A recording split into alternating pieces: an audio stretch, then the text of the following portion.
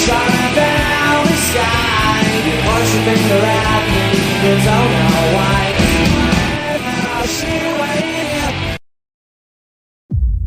Nosfero is a supernatural hero that is a cross between The Shadow, Peter Cushing's Abraham Van Helsing, and Lovecraft's Henry Armitage. The lone surviving member of the secret order, he is sworn to battle a cult of vampires dedicated to opening the door to the eldritch gods they worship. Striking from his crypt lair deep within an impenetrable mire, Nosfero collects the cult's various grimoire and artifacts in an attempt to learn the means of defeating them. Supernatural abilities allow Nosfero to summon Phantomas, a giant phantom hound that can travel through the nether to and from any location when needed.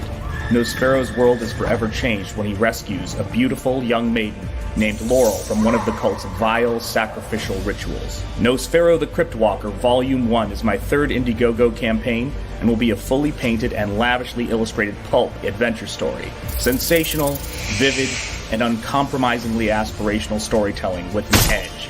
Don't miss your chance to back Nosfero the Crypt Walker Volume 1. Available for a limited time only on Indiegogo.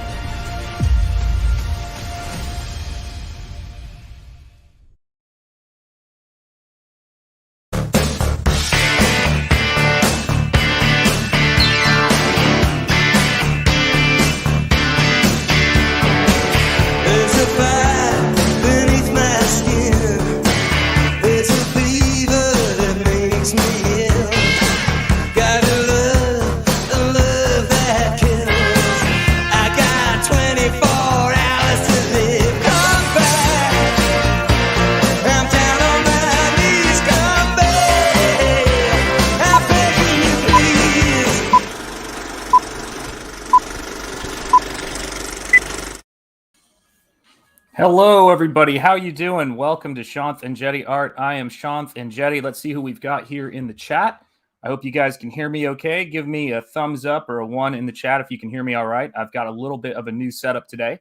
So let's see here. We have got, of course, my brother from another mother, Lord Crackhead 33. We've got Stephen Rockwood, who says he will be out running errands, but he will try to listen. Well, we hear you, Stephen Rockwood. And then we've got, of course, the great, the legend, the ARO, man behind the man, Mo Biggs. It's good to see you in the chat. So let me tell you guys what I've been up to for the last 48 hours, besides so much insanity, more insanity than you can shake a stick at. And actually, I'll show you a little example of what I've been up to. See if this works. There we go. And that's got the things on it still. Hang on a second. Let me just tap it and see if those go away. There we go. They went away.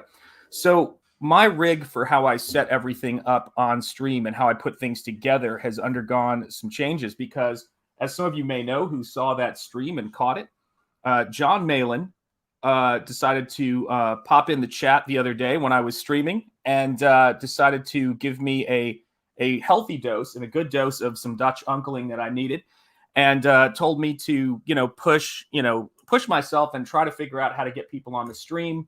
And he was kind enough to volunteer to come on, as was Rob Arnold. And I want to thank both of those guys for that. And then we had a conversation about, setting up StreamYard and, because it's a much more superior way in terms of having guests on. And I know that that's a part of what we do here. That's a part of even though my streams are more art focused.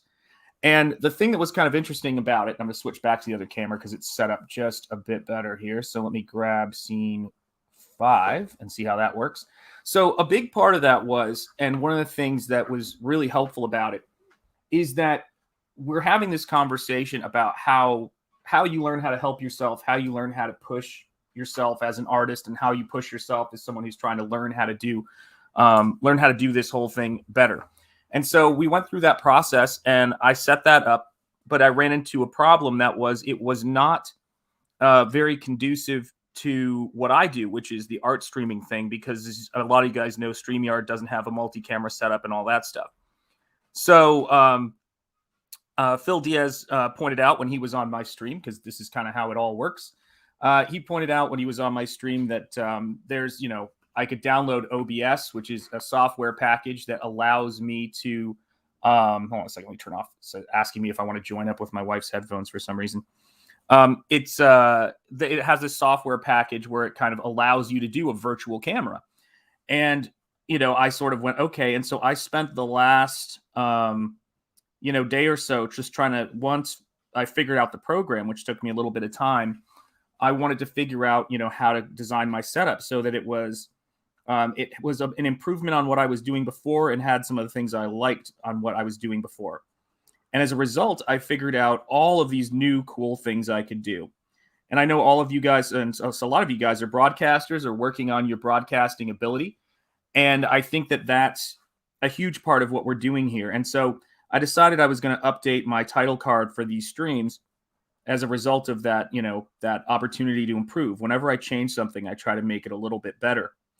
And the thing that I wanted to talk about a little bit while I paint today, other than, Nosfero and getting in some chill, non-conversationing in terms of walking and chewing gum on this stream, was how what's happened and what I've experienced over the last couple of days has been so great and such a huge part of what I think CG is, which is for a lot of you guys I know who've been around since 2018 and a lot of the stuff that went on there, is our history is very well documented of what went on in 2018. There's YouTube streams that show the good, the bad, the whatever. But the biggest thing that you can take away from that is that this house was, much like Rome, was not built in a day. And it required a lot of people learning to get things to the point where we had a kind of way of doing things that was optimal and worked. Now, that doesn't mean that things are carved in stone. They're not carved in stone. What it means is that because, someone will come up with a new idea, like, for example, Phil Diaz, and I forget who he said was who told him about it, but Phil had told me the other day, and I can't remember. But it's, how do we get the situation so that we're all innovating and we're all bringing something new to the table? So when someone has an innovation, it kind of tapers through, and it's like, may the best ideas, rise above all the others so that we can be more efficient. And so it's an interesting thing because a lot of it is having to do it yourself, which is great, because then you are in a position where you are getting stronger as an individual, and you're not putting your success or failure on somebody else in terms of their responsibility. Like, oh, if this person doesn't do this for me, then I can't do this, or this person, needs to do this for me. And you find is that you meet a lot of people who are working hard and who, you're going to hear sirens. They're coming for me, guys. There's a lot of people who are working hard and being incredibly productive, meeting other people who are doing the same. So we've got, oh God, how on earth? Let me see if I can do this. Carry alt. Hopefully I pronounced that somewhere in there. Oh God, you're going to have to spell that out. But hey, it's good to see you here. Gosh, it's like my name. What are you doing in here with a name just like mine? That's like people look at it and go, oh, and it's been a blast of watching people struggle with my name because it's so funny. And bless their hearts for trying. It is a very strange name to try to get down for the first time. I've got my window open on this beautiful fall New England day, so you can, instead of hearing the birds chirping, you can hear the sirens coming by my house. So my apologies for that. Here we go. Oh, that was right. That was within 100 yards, right? Well, the first time when I first read the last name, it's so funny. I'm a huge boxing fan. So at first I wanted to read it as Inoue, who's this incredible Japanese fighter, had a great fight with Nonito Donaire, and just a terrific, tremendous talent. So I'm glad I was within 100 yards of it. Makes me feel good. So yeah, so the biggest thing that I think is wild, and for those of you guys who've been checking out the channel long term, yeah, I tell you what. So my name is spelled. If you're an American and you're seeing my name, and I'm an American and I see my name, so it's spelled Shanth. That's why people want to pronounce it that way. It makes total sense to me, but it's pronounced Shanth. And the easiest way I can think to explain it is, in terms of its origin, is it's an Indian name, and it's the equivalent of when you hear people say Om Shanti, like in all those things. It's basically like Amen as a name, So it's like so it's Shanth, or as we say in New England, Lord Crackhead 33 knows what I'm talking about. It is Shanth. So that's how it's pronounced. Or and in the South, it's my last name. It's Enjeti, which is actually pronounced Enjeti, but that's how we do it. That's how we roll. So yeah, so the biggest thing for me that's been kind of fun is I had the rapid sort of having guests on my show thing done. And I wanted to talk a little bit about it because, again, the great thing about a lot of the stuff that happens in CG, and sometimes it's for the better, sometimes it's, I don't know, maybe there's some regrets there, you never know, is you can see what happened on that stream. I had been on a bunch of streams the night before. I decided to do a live stream to just kind of chill out and draw. John Malin appeared in the stream, and may not be telling it correctly, but that's why we have a recording. But John Malin appeared in the stream, as he does, like Batman. And I had responded to someone, I don't know how to add you to the stream. And he said, I'm not sure how to do it. And he said, just do it. And said, do it now. Like, do it now. When are you going to learn to do this? And so I sent him a link, and I sent Rob Arnold a link, of course. The amazing writer does a comic book called Replicator. Excuse me. And I sent the link to Rob, and John was the first one in, and he just kept saying, you've got to do these things. When are you planning on doing these things? You got to make sure you do them. And I think for someone like John, who is to me, John is very much the Rob Liefeld of Comicsgate. He's the trailblazer. He's the person. In the case of Rob Liefeld, it was contacting, Malibu Comics. Let me move this because where I'm comfortable drawing, I'm finding is I never know until I start working.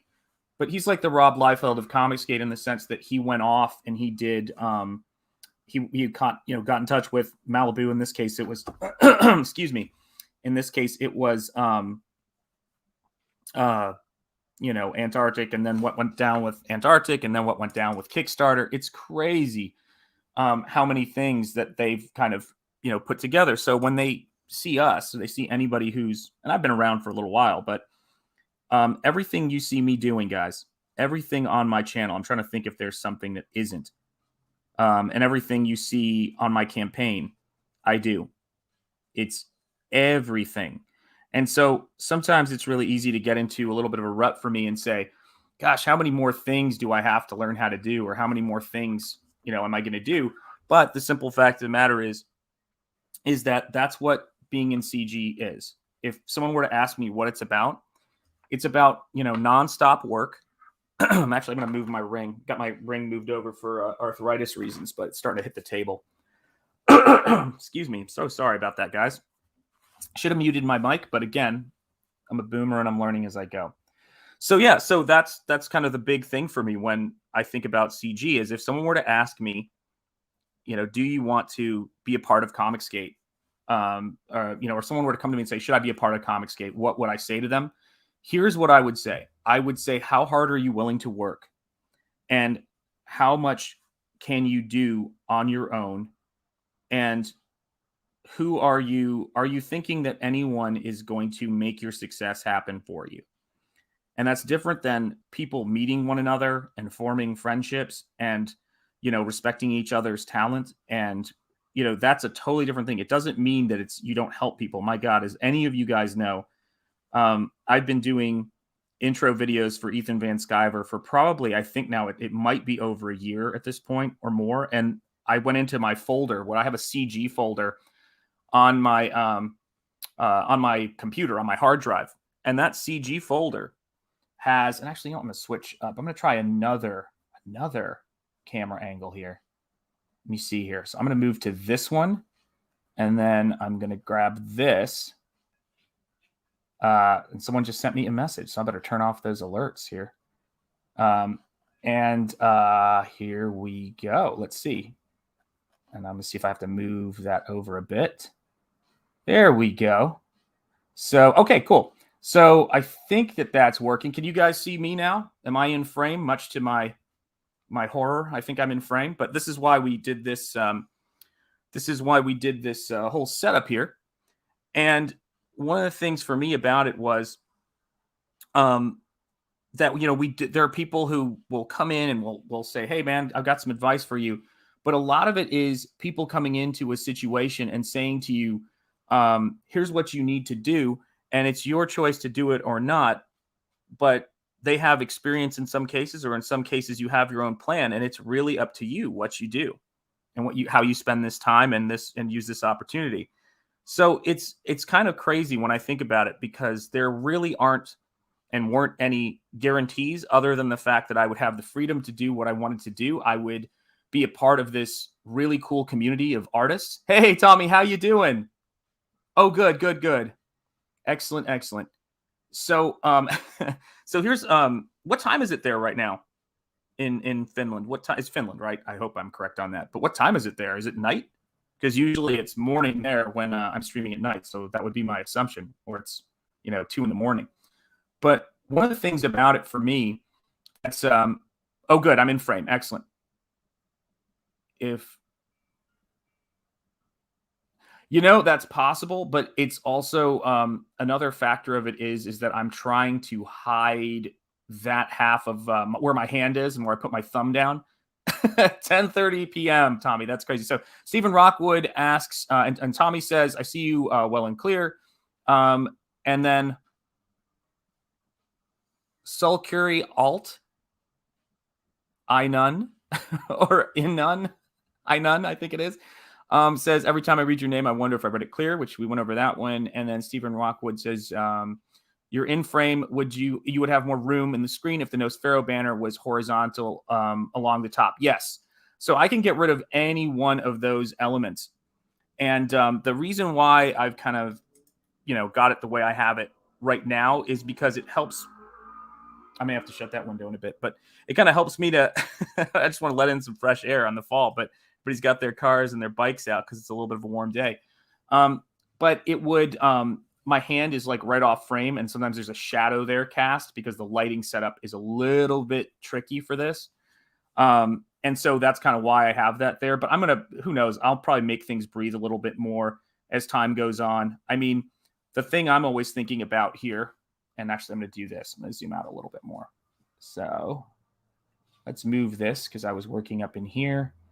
And then let's have fun. I'm going to show you guys the behind the scenes stuff of what I do here, because I can actually move the camera over. This is what's so great about, and you guys are seeing this live.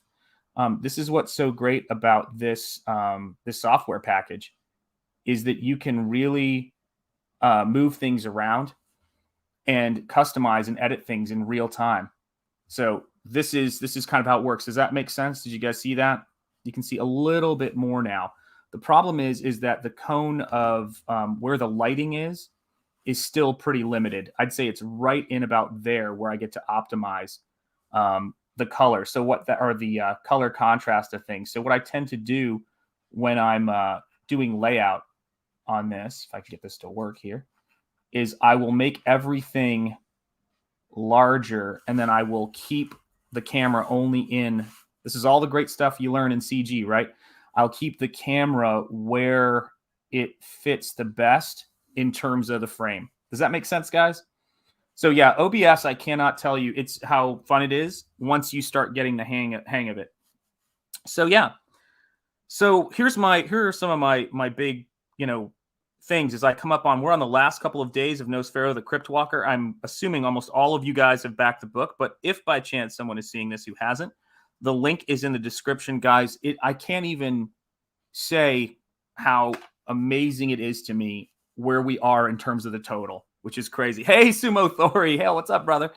I can't even tell you how crazy it is, how this is gone. I mean, last time I looked at it, we're at 12,000, I think 800. We're almost to 13K, which is unbelievable. But all of it has been a learning curve from the start. To give you an idea of things I've learned in the last couple of weeks or last 60 days, let's say, are things like I have to be on Twitter because that's where the CG audience is. Hashtag everything that or use it for Comicsgate is what my advice would be. And hashtag everything that you do Comicsgate, because there's a couple of great reasons for that. One is that people who don't like Comicsgate and don't want to see Comicsgate, they can choose never to see you if they wish to, which is awesome. so that you don't have to deal with them and they don't have to deal with you. And then unless they go out of their way to. And then the other aspect of that is, you get a chance to promote and use private messenger to keep up with people in CG and get invited on streams and things like that. So I've learned how to use Twitter. I've learned, well, you can argue whether or not I have actually learned how to use Twitter. I've done my best. And I've learned how certain platforms do not feed into my campaigns. This is my third campaign, but I've learned a hell of a lot about it. Let's see what we got here. Tommy says, I'm really happy that Adam lost and also over 10K with Kids and Monsters. And I am too. What a good dude. I've seen him on a bunch of streams and just seems like a terrific guy. And, talking about his creative process. And we all have a similar aspirational aspect to us in the work that we do. And so, yeah, I can't tell you how happy I am when I see other people succeed as well. That is a huge thing about CG that I like, is that it's your success. You have to go out there and get it, and you have to work hard, and you're going to have to learn more than you ever have learned before. So just to get back to that one point I was thinking about. So I did 2 campaigns. I've been in CG as a backer and then behind the scenes doing video stuff for years. And I actually thought, yeah, we know you just figured out how to have guest last stream. I was just talking about that. I hope you guys enjoyed the mail and thumbnail where he's saying keep it 99th Street fool and throwing myself into a above ground pool. But it's like, how do I word this? I thought I knew enough to where I wasn't going to be just like, this is going to be a constant learning curve. And boy, was I wrong.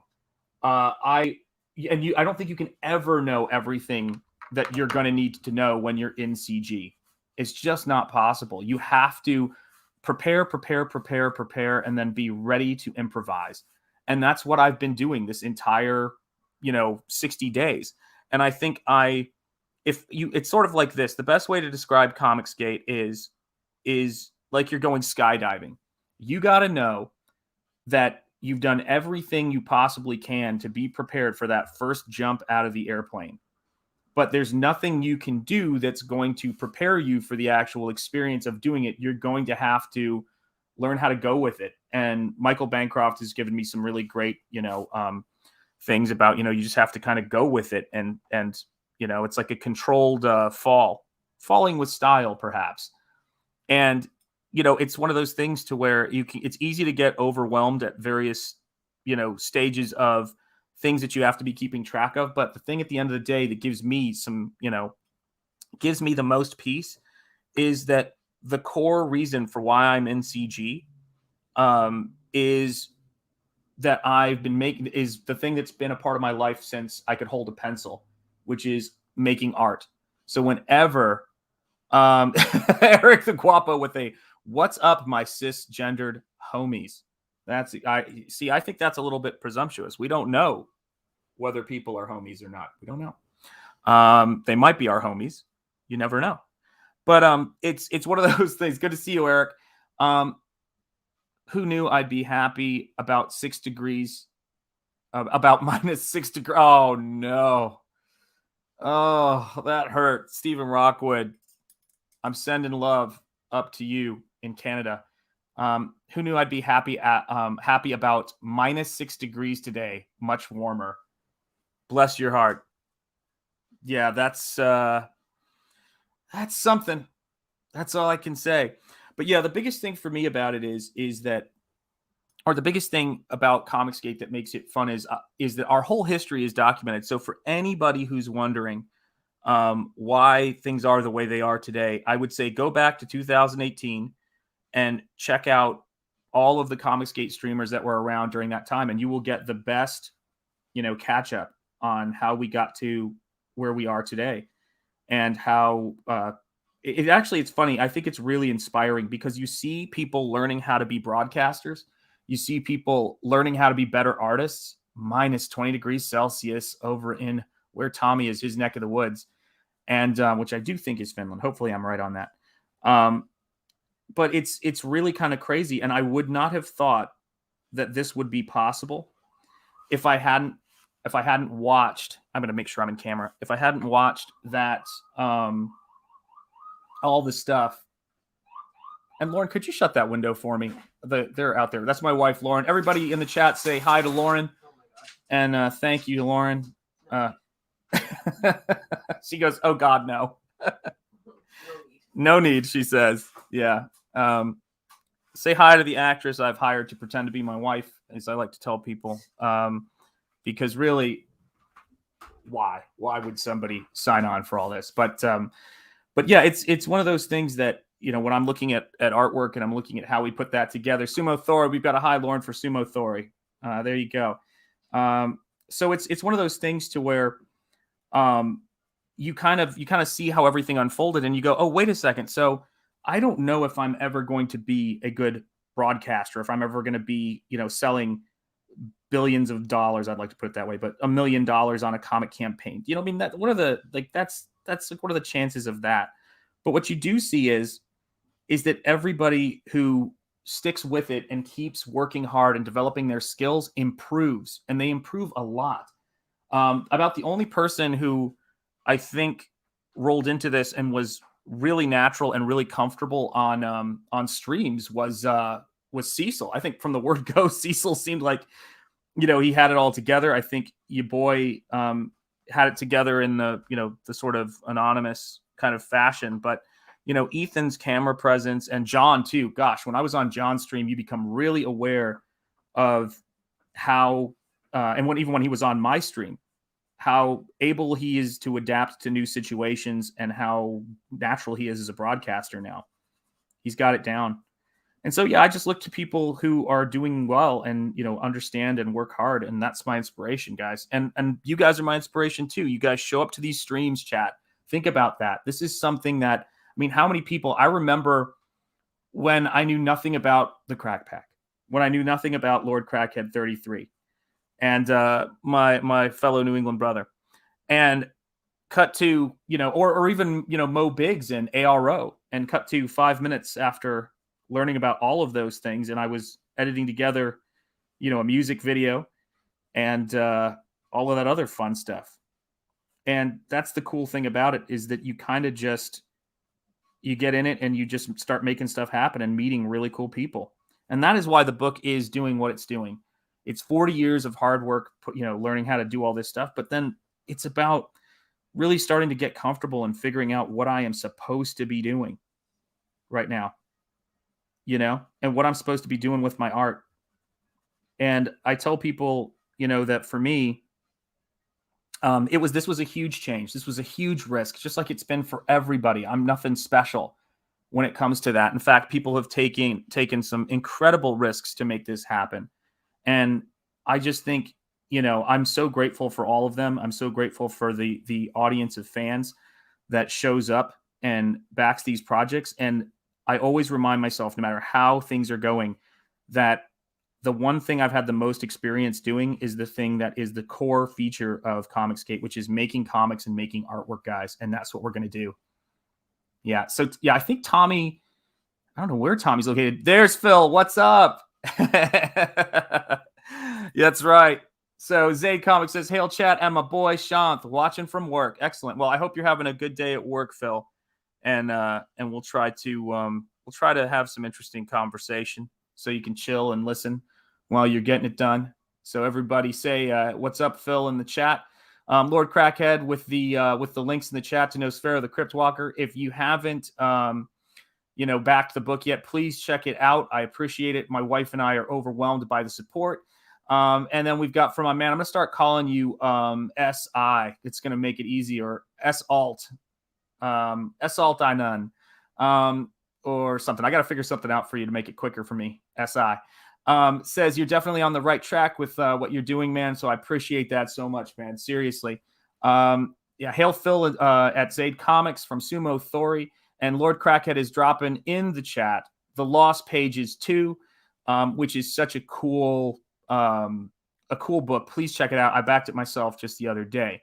So we've got Tommy here. Where did you get the idea to have so masculine a belt for your man? It really is a distinct. I'm getting hooked on phonics, people. I promise. I'm going to learn how to read one of these days. It's really distinct design. I cannot remember seeing so big of one. Yeah. So, wow, that's really crazy. I'm trying to think of what some of the inspiration for it was. So I did take Taekwondo for a little bit when I was in growing up in Chattanooga. And for those of you guys who don't know, it's a Korean martial art. And we used to have those martial arts pads that we would put on that we'd wrap around our waists. And then, of course, there's also the samurai guards. You know those? I don't know what they're called, but I did have a former student who practiced the art of kendo. But the little stomach sort of guards that they have. So that was a huge influence on me as well. Sumo Thori says, oh, and also Mike Zeck's Punisher. Mike Zeck's Punisher, he drew this very particular, these belts that were kind of like ammunition pockets around the waist, and I always loved the way those looked. At Zaid Comics, if I can make it through this afternoon's auctions without too much damage, I am getting that crim. Excellent. Yeah, one of the auctions happening. I know there were some auctions that were up for this afternoon. So yeah, that should be cool to see how that all goes. I was seeing some advertising for that on Twitter. But, you know, honestly, I've been spending all my time getting OBS set up, and thanks, Phil, for that advice. It was getting a virtual camera set up, guys. I may do a video when we get there to, you know, talk about that, because I think that stuff is really useful, you know, for people to hear. But I wanted a character who had this quality of, oh gosh, here's another example of, you know, when you were talking about what was the idea, and actually I put that on screen here.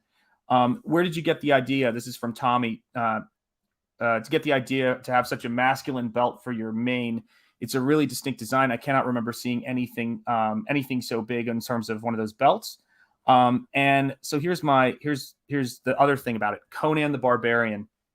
Conan, when Frazetta paints him, has this giant, like, you know, these belts and these kind of like stomach guards almost. And I love the look of that really nice curve that kind of goes onto it that sort of just makes him look more bulky, like almost like a Rodin man or a George Bridgman's artwork, where he does those big stocky kind of tough, as we say in the South, brick shit houses, that kind of thing.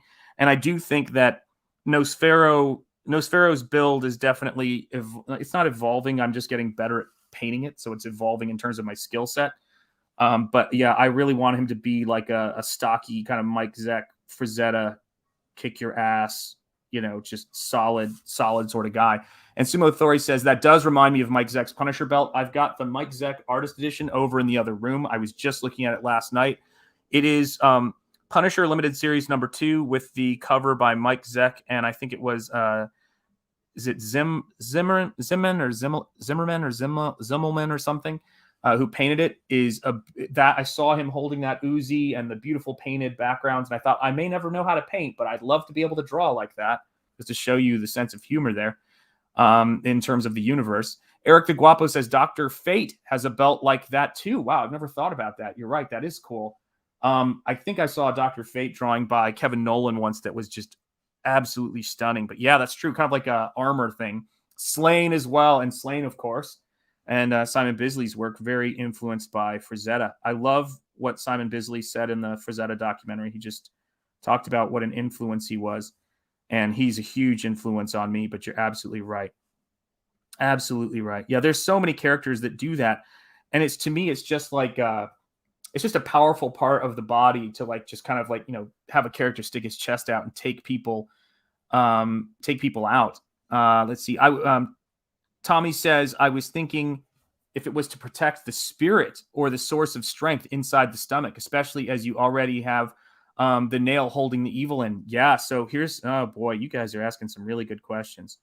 Okay, so I'm a huge student of mythology. I love myth. I love all that stuff. It's like the soul food, at least in terms of what keeps me motivated and keeps me going.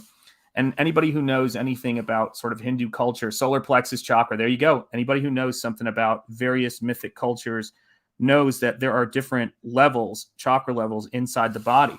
So I always say that regardless of what culture you're from, you will find that there is this significance in storytelling. And this is not to debate, the truth of any particular religions or anything like that, because to me, it's really about the fact that there are a lot of things that happen that are factual, but there are very few things that happen that are true, and true enough to where we keep telling them thousands of story years later.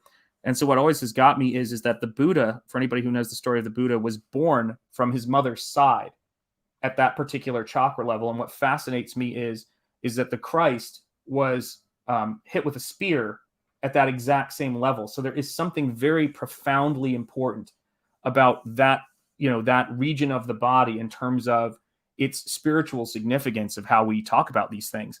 And so I've often thought about that and how, there's certain parts of the body, and the nose is definitely one. The forehead is definitely one. And so, yeah, I love that kind of stuff. I will tell you this, guys. I cannot, no matter how hard I could ever have tried, I need mythology. I need that sort of spiritual connection, that religious connection, if you will, mythic connection in my life, because it really inspires me. So when I started studying mythology and world religions, I'm always amazed at how human beings have tried so hard over time to kind of maintain that connection. And I think that, your boy Zach talked about it a little bit, but when you lose that connection to the things that inspire you, whatever it is, it doesn't really matter to me what it is for you guys. You lose something that's bigger and more profound than just a collection of dogma or a collection of canon or a collection of something that is inert. It's not an object. It's bigger than that. And, for me, I know that I'll give you an example. When I think about some of my philosophical, beliefs about, CG, I think about an atheist like Ayn Rand talking about not being compelled to have to live your life for other people and never compelling someone to live their life for you. Then I also think about, when I think about my work, I think about C.S. Lewis, who was a Christian. And I think about what C.S. Lewis talks about the importance of having some kind of connection with something spiritual. I think about the Upanishads. I think about Carl Jung's Red Book, which is one of the most, a lot of people probably know who Carl Jung is or may know who Carl Jung is. Carl Jung was a contemporary of Freud and came up with or introduced terms like the collective unconscious. Things like introvert and extrovert were created and introduced terms by Carl Jung. And the Myers-Briggs test is based off of the ideas of Carl Jung, although he was not involved in the Myers-Briggs test. So I look at a lot of really interesting work. I look at the Book of Kells. I look at Beowulf. I look at, Gilgamesh. All of these things inspire me. Yeah, stomach would be some form of self-confidence. And so this is the other aspect of it. While I do, I'm moving my stupid face here. Hang on a second. Let's see if I can do it here. It's like blocking where I want to be painting right now. So we're gonna move me. Where should we put me? Let me see here. If I move this up and then I move, nope, that did not work. Let's try that one more time. Move image down.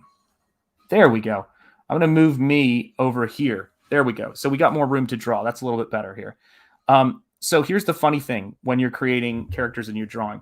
For the longest time, one of the things that I really believed was that I needed to intellectualize myself through these things. And what I realize is, it says, Sumothori, why don't ladies dress like that anymore? I don't know. I think that's a question that we have to be asking ourselves. I'm sure they will again. They will bless us with this. So let's see here. And then Zaid Comics said, oh, sweet Sumothori, so glad you dig Dalton's Crim. Very nice. Yes. Trying to get him on a full Crim short story next year. That sounds awesome. A full Crim story next year, not short story. And then Tommy says stomach would be some form of self-confidence, and a belt like this means that he cannot really bow down. You're absolutely right. So sometimes what I have found is that when we're writing as artists and when we're creating, I used to try to intellectualize what I was going to do before I did it. And finally, when I started working on this book and all the artwork I've done in my first 2 art books, I stopped that process. I said to myself that I'm just going to make work, and I'm just going to sort of trust. Oh, God. Tommy, do you have like a camera in my head or something? I'm just going to trust my gut going forward and be confident that I know what I'm doing. And it's really funny how the once you develop a certain amount of skill and craft, it's not like it just happens without the constant training it takes to get to a point where you can draw and paint. But you'd be shocked at how much these things manifest themselves in accord with that. At Sumo Thori, they will when we start using belts like that. That's exactly right. Women will start wearing transparent nightgowns when we start wearing belts like this. Agreed. Well, and here's the thing that's kind of interesting to me about it. So where does fashion come from? Where do all of these things come from? They come from our art and they come from our pop culture. So this book is very much a, why doesn't anyone do this anymore? If CG to me has a particular way it could be summed up, it's a bunch of people saying, why aren't people doing this anymore? And then doing it, just identifying something and then doing something about it. And it really all goes back to your boy, Zach. It really all goes back to him, people saying to him, well, if you think you know so much about comics, why don't you write a comic? And him saying, yeah, absolutely. And that's how we got here. And I'm so appreciative of that. So yeah, Tommy and Phil are saying hey to each other in the chat, and hey to both of you guys. Zaid Comics in the house. And that's what we do. It's a one big what if. It's moving from the first phase of Comicsgate, which was what the hell is going on? And then moving into the new phase that is what if? What if we did this? What if we tried things? And every stage where something becomes, wow, that's cool. That's an exciting part of what we do. It's a result of somebody trying something that we haven't, or no one's thought of doing before, or nobody, wanted to do or thought to do in some cases. And then it also being determined that it's great and we should do more of it. And that changes over time. Without Phil, I wouldn't be using OBS, and so part of that was, here's how you innovate here's the innovation we found for artists who are doing art streams and want to use StreamYard. And StreamYard itself was an innovation that came after a long period of using Google Hangouts. So everything we're doing,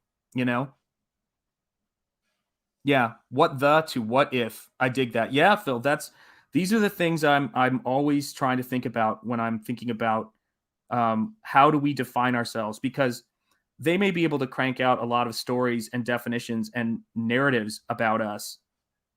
But one thing is for certain, they can't, we can tell our own story, and we're going to do it with things like that. Things like what they use, like they use things like, people who are great propagandists use things like silence is violence. It's simple. It rhymes. It's fast. It's total bullshit, and it's a redefinition of a term, but it works. So we can come up with something that works like that. Comicsgate is going from, our whole history is going from what the to what if. That's it. Like, that's a huge part of it. And I'm sure someone will come up with a better way of putting it, but it's so true. And I don't think that, and it's the hard part about the what if thing is you can fail. If you put yourself out there, you can fail. And again, guys, please check out the video I did about John, or where I cut down John's interview with Pete Cimetti, where he really lays out his experience. He could have fallen flat on his face with Jawbreakers, Lost Souls. Absolutely could have been a disaster. And he would have probably never been able to work in comics again. He would have alienated himself from the industry. We got to remember what these guys did. And we've got to remember that people like Ethan and people like John, how do I word this without sounding, whatever. We owe them. They don't owe us. they made this thing happen, and I always try to do my best to pay attention to that. But at the same time, they're not going to come asking us for a check when we have success under the Comicsgate banner. They're not. But it is normal and it is right for someone like John. You can watch it happen, guys. It was 2 streams ago to say to me, get the ability to bring people on your stream. Whether you do it or not, he's not telling me I have to do it. He's not saying anything like that, but get that ability. Why haven't you learned that yet? You have to jump out of the airplane. That's what it's about. And I love that because that shows respect. That shows somebody saying you can do it. For me, I don't know. I respect people who, and why I'm not where I was before, and it could have been anywhere I was before and it would have fit the bill, is that I want my success to be based off of the work that I do. I don't want to feel as though anyone else's success is my responsibility. Although, as you guys know, I love, I'm naturally going to always be the person that I have been. That's why I ended up in teaching. I didn't go into teaching to make $1 million. But I have learned that something that I think, again, watch those early Comicsgate videos that Ethan learned in a pretty tough fashion, which is in the event the cabin depressurizes, secure your own oxygen mask first. And I know Ethan ran himself into the ground for a very long time, trying to help a lot of people.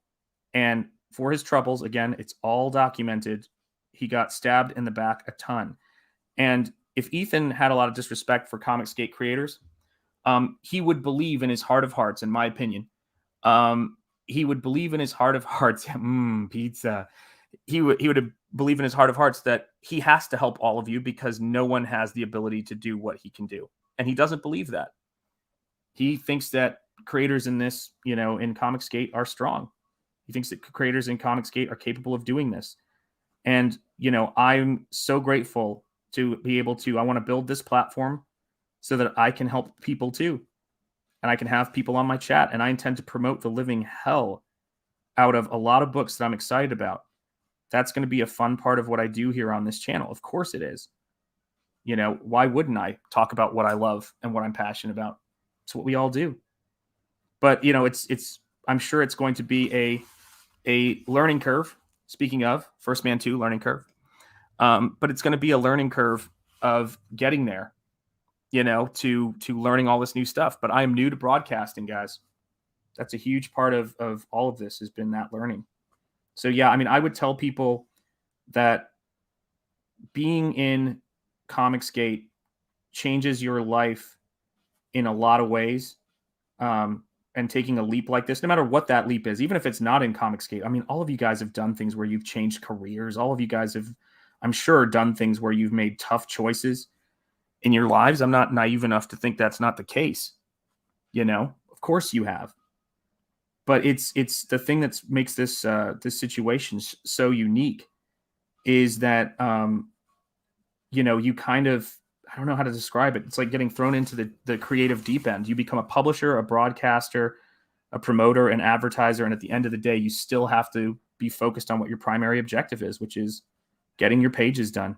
It's really cool stuff, guys. I can't, to be a fan and to have put so much thought into doing it, I never would have believed how amazing it was going to be. And I'm looking forward to having, when I'm not doing these painting streams, I am now set up to be having people on the show.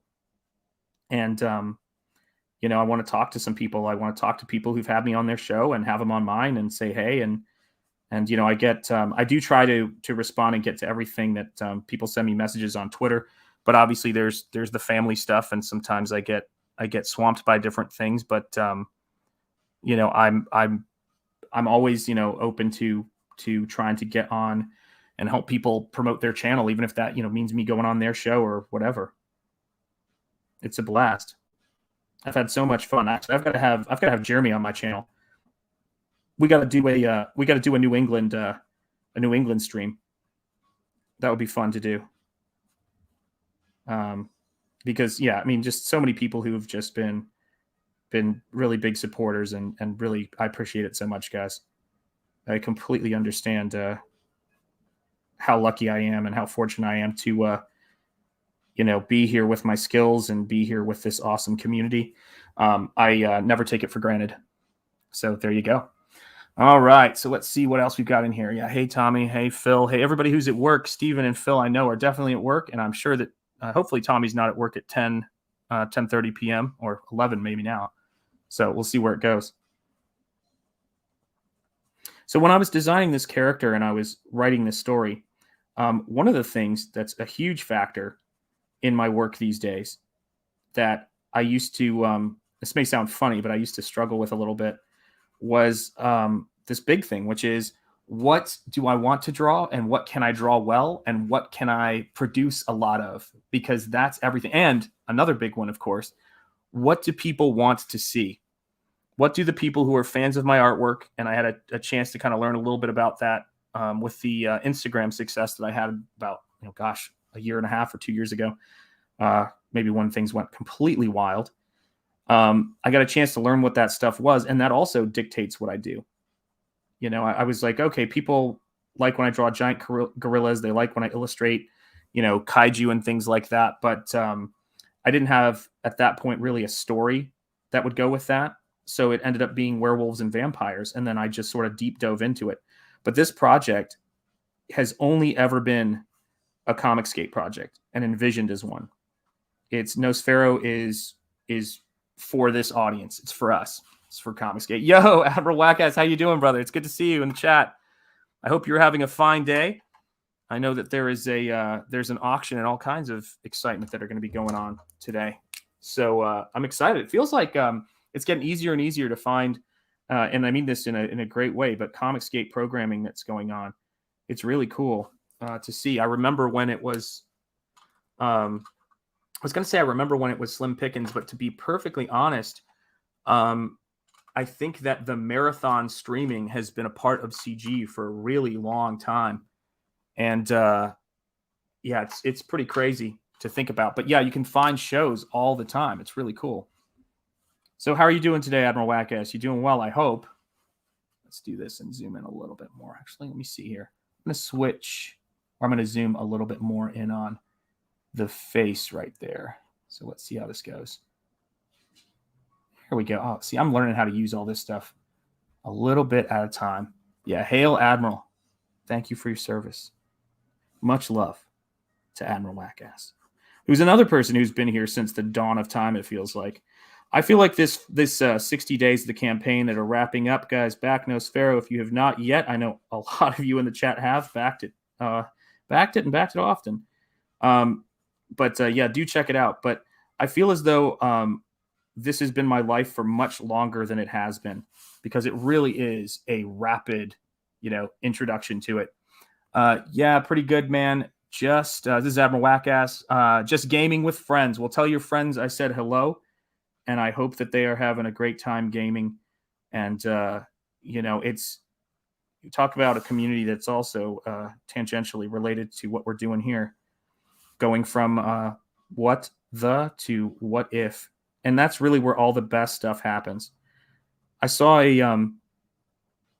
I look at a lot of documentaries on creative individuals and creative studios like Walt Disney and things like that. And it really is one of those things to where you hear people say things like, they'd come into Walt's office and say, I have a great idea. And Walt would say, no, you have an idea. We'll decide whether it's a great idea or not. And I love stuff like that. That's the stuff. Adrian Alonso is wild. There you go. So let me just see here. I'm trying to catch up. You guys are fast. Was just showing my buddy the MC2 ash can. There you go today. Yeah. Oh, yeah. That's so cool. Hey there, Admiral Wackass. Yo, at Sumo Thor. So everybody's saying hello to each other in the chat. And again, thank you guys for popping in here. It's always great to have you here. So yeah, so my thinking going forward with all of this stuff, the biggest thing that's been on my mind is, and the thing that I'm most excited about is I wake up every single day and think, how can I improve my game?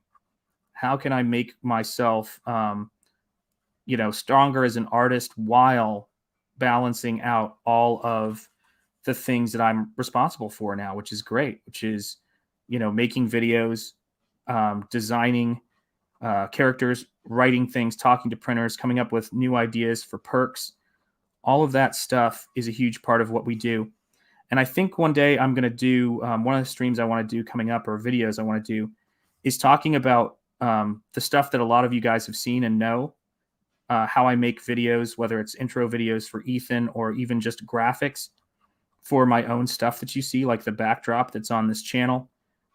Because I do think that that there are a lot of people who want to improve what they're doing in terms of their promotion of their book and things like that. And as many good sources as we could have for how different people are doing it would probably be useful. So let me know in the chat if that sounds like a good idea. Oh, thank you, Lloyd Burton, and I appreciate your support and your role in that. So hold on a second. I'm trying to see. Hey, Admiral Wackass, yo. Send him the link. So who are we talking about? I don't know who we're talking about. But I may have missed a sentence or two there. But let me see here. But yeah, things are coming along at a amazing rate, guys. And I think that too. I think John is absolutely right. I think 2022 is going to be the best year for Comicsgate. It's going to be a special year because I think that not only is there going to be a lot of fulfillment of books, which is going to be great for people, people's increasing confidence in what we're doing here, but I think it's also going to be good for it's going to be good for a lot of launches and a lot of books, because people are starting to figure out, the more of us who do work and do books in CG, the more people are starting to kind of figure out like what we are and how we do things. Jeremy Birds, it's good to see you, my friend. So Tommy, CG WrestleMania starts in 5 hours. When I wake, I will see if my predictions are correct. Yeah, we'll have to see how that goes. 1 Kelsey, 2 Nolan, 3 Barton Brothers, 4 Mandy, and 5 Bancroft. There you go. Yeah, so we've got some predictions coming in. And I'll have to see what the Vegas odds are, what the bookies are saying the odds are for it before I place my bets, before I put any money on the fight. But I do wish, even though I'm a fan of Teofimo Lopez, I do wish I had money on the guy who was fighting him, because the 13-1 underdog winning a boxing match is not bad financially. So here we go.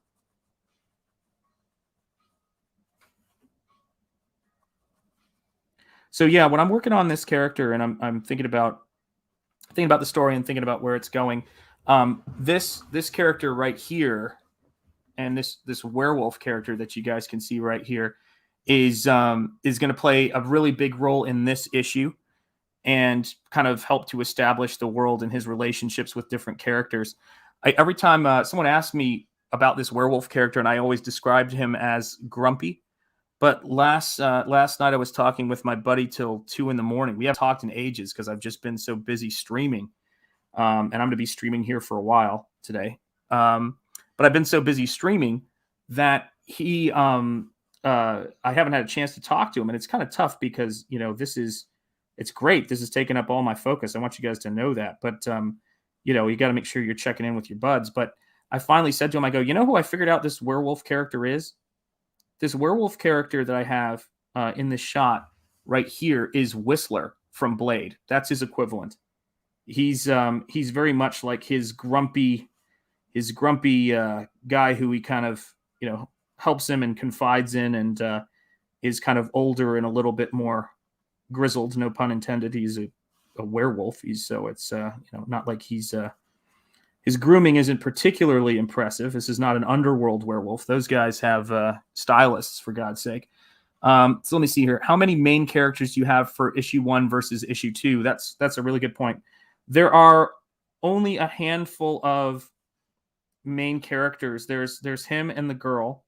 I would consider this werewolf character right here, who I have not announced his name yet, to be a side character. And then, so there's Laurel, who's a main character long-term. And then there is a villain that you're going to see more of throughout the series. And that's the mummy-like villain that is, oh my God, Amun al-Hazred, who is influenced by Lovecraft, of course. Then there is Lavinia and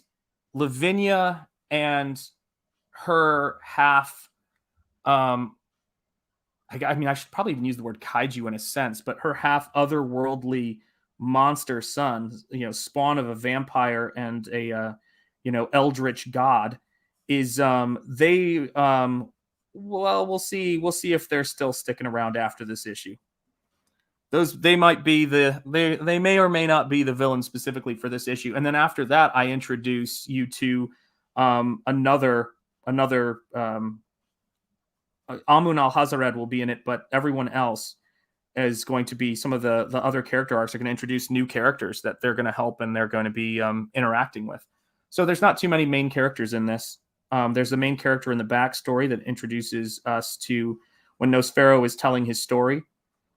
That character kind of is going to be introduced, but yeah, there's a lot of these characters aren't making it through to the next issue. But the through line of our main emperor-esque villain, that is like, imagine if you were to create the god of the villains, so to speak, on Earth by combining all of the universal or classic monsters, and that's what you have. That's what that character is. It's Lovecraft meets the universal monsters. And issue 2, I'm really excited because I'm going to be introducing a character that is part Mary Shelley's Frankenstein's monster and part Melville. So it's going to be part Mary Shelley, part Melville. And I've shown him. He's actually pictured in Art Book 2. And he's a great character, actually. Let me show him to you real quick because I've got Art Book 2 right here. For those of you guys wondering, does this guy, does he make books? So this is, yeah, dude, you better believe it. So this is Art Book 2, and you can see that it's a very rough initial painting and idea I had for Nosfero. And then in this story, I kind of introduced 2 of the characters that are going to be, let me see if I can get the lighting right on this. 2 of the characters that are going to be in the second book, All Things Constant. So yeah, let me see if I can get her face in there a little better. It's kind of hard to see her face, but there she is. So these characters are going to be playing a role in the second book because it's just going to be, again, like a fun adventure monster romp. Now I have to track down where the heck I put my brush down. Oh, there it is. Rolled back there. There we go. So yeah, so there's issue 2 is going to be well, you guys know how it is. I mean, there's it's like Hellboy. It's like any of those kinds of stories where things kind of expand, but you introduce new villains and new characters as you go on. I do not want this book to be a cliffhanger, and it is not going to be a cliffhanger. It's also not going to be the a period on the end of the sentence. It's going to be, I need to zoom in on that more. Sorry, guys. I'm going to switch cameras one more time here. Or I'm going to adjust the camera one more time. We don't need scene 3, although that could be useful. Let me do this. I'm going to zoom in just a little bit more and see if I can get that hand in frame. There we go. And thank you, Lord Crackhead 33, for saying that. Oh, thank you. Wow, I appreciate that. So yeah, the detail in that piece, like this is, I'm not even close, guys. I have not yet begun to detail. Herman Melville, yes. So, all right. I'm going to see. I'm going to test the nerdiness in the chat, which I'm assuming. Okay. I'm going to bring one of my senses in for a landing on the first try. I promise you, one of these days. But this is the thing. I used to have a joke that when I'd hang out with artists, we'd always joke about how stupid we were and hang out with creative people. I think that Comicsgate people love to joke about how stupid they are from time to time. Maybe it's just the way certain people are. But then whenever they're pushed, you realize that it's one of the smartest, most interesting, well-read, intelligent groups of people that you're talking to. And you go, oh, yeah, I guess that's why we're connoisseurs of this stuff. So I'm going to show you guys this character. And Stephen Rockwood, I want you to tell me what Melville character this character is based on. And it's from Moby Dick, so that should narrow it down. But hold on a second. I had that wrong. Should have the original near me because it'd be easier for you to see. So take a look. I'm taking Frankenstein's monster and I'm crossing it with who? From Moby Dick.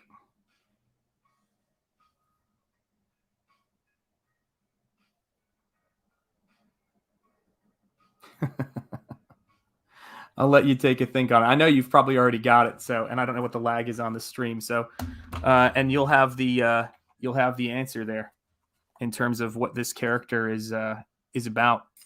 So it's going to be really fun to tell the story, and it pairs. I'm taking a lot of liberties with the different mythos of vampires and Dracula, and obviously Mary Shelley's Frankenstein. So there's a lot of different things that I'm doing, but in this particular case, hold on, I can adjust the camera. I'm really getting annoyed by the camera right now. There we go. Let's see if it can focus a little better. Could just be the light and the angle. Yeah, it's the light. It's where I had it. Sorry about that, guys. But I started writing a story about a version of what happens with Frankenstein's monster at the end of the original Mary Shelley novel. And the story is, I don't want to give too much away. You'll learn about it in issue 2 if you guys, if after you guys receive, read, and I hope enjoy issue 1 of this book, then we're going to start to have those conversations. But I want to make sure that, and I'll talk about it from time to time, but we'll spread it out, because I've got a long phase from continuing to crowdfund and raise money for this book, and then the next issue of this. And we'll see how big this thing gets. I read Moby Dick twice. Yeah, there's a lag. I answered immediately. Queequeg, there you go. Yes, there is a lag. Really looking forward to those art books. Shanth brings back the pulp universe. I'm telling you what, I cannot wait to send those to you. And it's basically like getting an old pulp art book, except for the artist is alive and is signing it to you. Like, for those of you guys who have backed at the head sketch and art tier, I know there's just I think there's 3 or 4 maybe 4 left of the watercolor sketch. I know I say this a lot, but there's only so much original artwork that any of us have inside of us before our time is up. And for those of you guys who are huge fans of art and have the means to do so, I cannot tell you enough. I don't know how on the next campaign, depending on how well it goes, it's a ton of work to do all of those head sketches because they are high quality. And I know that a lot of you guys have backed them. I've got a Bride of Frankenstein that someone's going to be having me do, who is in the chat right now. And Lloyd Burton, who knows, or maybe still be in the chat. You never know. People have got a lot they're doing on the weekends. I appreciate you guys being here. But you're going to be getting a breathtaking original painting to have in your home.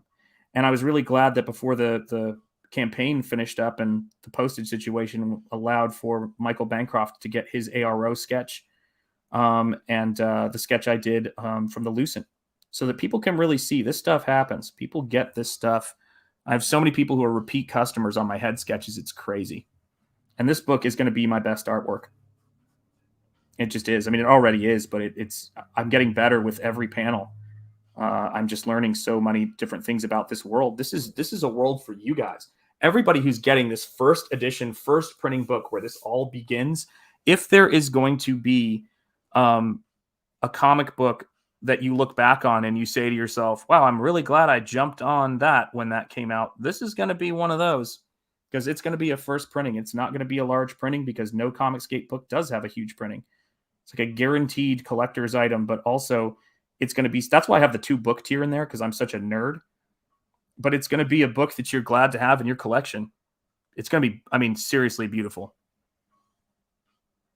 If I wasn't the creator of it, I'm not saying this is not a sales thing, by the way, but if I wasn't the person who was creating this book, I would want to have 2 copies of it. But fortunately for me, I'll be able to flip through my copies and the artwork whenever I want to, because I love to look at artwork. I bought 2 copies of Cyberfrog because I love thumbing through Cyberfrog. It's so cool. Yeah, there's a lag. Yeah, unfortunately I still haven't figured out, and I'll have to talk to Phil and other people about how to get the lag with StreamYard to be minimized a little bit. I think it's because I'm trying to, let me hold on a second here. I got to move the camera again. Sorry. Guys, I'm learning on the job here. Going to move this over because that will allow me to get the character in the best lighting scenario. Like I said, I'm learning every single day on this thing. Every single day on this campaign. And I'm going to fix that lag because I just got my latency to the point to where it wasn't so so bad, but I want to make sure that these streams are high enough resolution to where those of you guys who are art nerds, can get your fill of detail on this stuff. There we go. Yeah, Queequeg was a character that always appealed to me, and I liked the idea of Frankenstein's monster having the missing nose, like what Bernie Wrightson did with the character, and then also having made and fashioned a scrimshaw nose cover just to give it this extra edge of character. And I was really proud when I kind of figured that one out, because if you're going to add something to Frankenstein and Mary Shelley's masterpiece, you really got to bring something to it that is, that from another literary giant. And Melville fit the bill. Plus, Melville's from my neck of the woods, so it kind of felt like I ought to, I've got Lovecraft in there, who's from my neck of the woods. I might as well have Melville in there as well.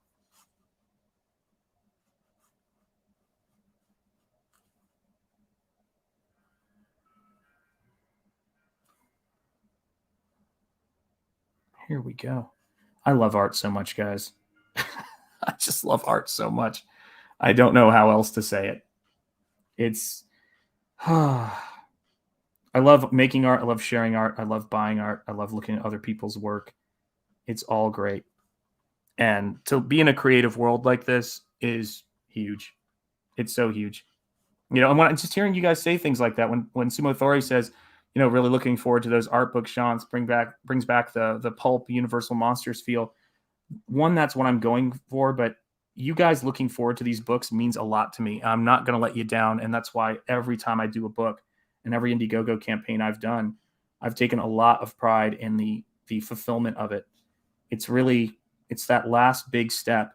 All of it's important. The broadcasting, the building up your social media, everything that, all the comic skaters who've kind of gone before, have kind of, taught us are important and built their platforms with, but also their businesses. I mean, I like to define as a business. They've taught us so much. And, it's just a joy to find something that you love doing and finding the people who love the kinds of things that, you're passionate about. And I am so grateful for that. Cannot overstate that. There we go. Let's see here. Oh boy, my glasses slide down my nose and then I can't read some of the comments there, guys. So yeah. And I'm going to get that latency thing sorted out. I'm sure I can ask one of my CG brothers how to get latency on StreamYards to not be so bad. But it could be because the virtual camera that I'm using through OBS is very high res, because I don't want to broadcast the art making process in 720, or I don't want to capture it in 720, because it's just, you lose so much of it. I certainly can't do a zoom like this, with it on 720, it would just fall apart. But, that's the thing, right? I mean, I'd come up with a system that worked really great for art streaming, but it doesn't work really well for interviews. And I'm looking forward to, during the painting process, as we build towards finishing this book, getting getting people on here and talking about their books from time to time and seeing what they're working on and having art conversations. But I know a lot of you guys, it's a pretty good promotional tool for me and the book to have you guys actually get to see the work that goes into it. And I love watching Ethan's drawing streams, so it would be, hypocritical of me to stop doing it. I'm looking forward to seeing Michael Bancroft's art streams. That's what I'm excited about.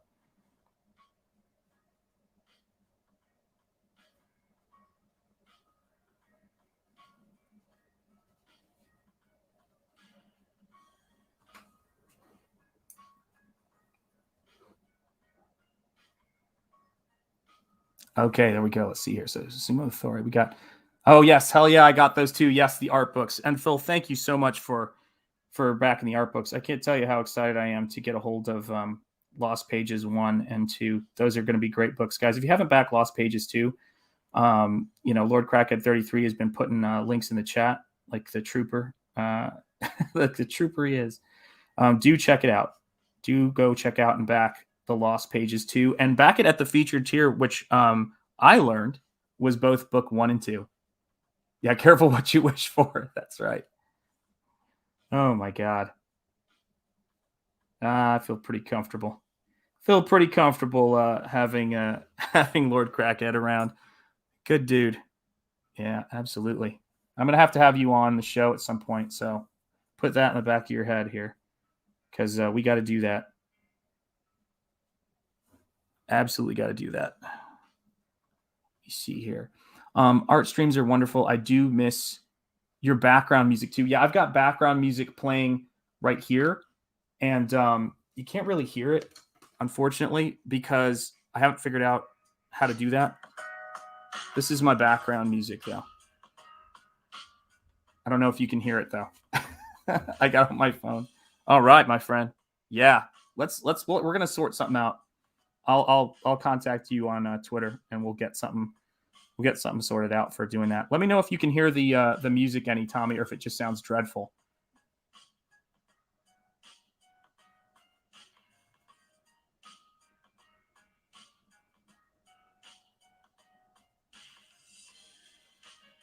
I know there's a lag, but we'll go from there. Yeah, I have it playing on my phone because I want to be able to hear music while I work, and I still haven't figured out. That's the thing about switching platforms. I can put library ambient with fireplace and rain on my end. Oh, I see what you're saying. Yeah, yeah, yeah. I think that I'm going to have to figure out a way to get the audio to work. I know there's a way to do it, but it's just going to be another. My feeling is it's going to be another day of me kind of fooling around with this stuff before I can figure everything out and get it to where I think it needs to be, because it's tricky, because you can cancel out audio. I tried doing a couple of things in StreamYards that resulted in me having an echo, and it was just rough, just totally rough to kind of figure that stuff out. So yeah, we're getting there. You guys have been incredibly helpful with all of this stuff.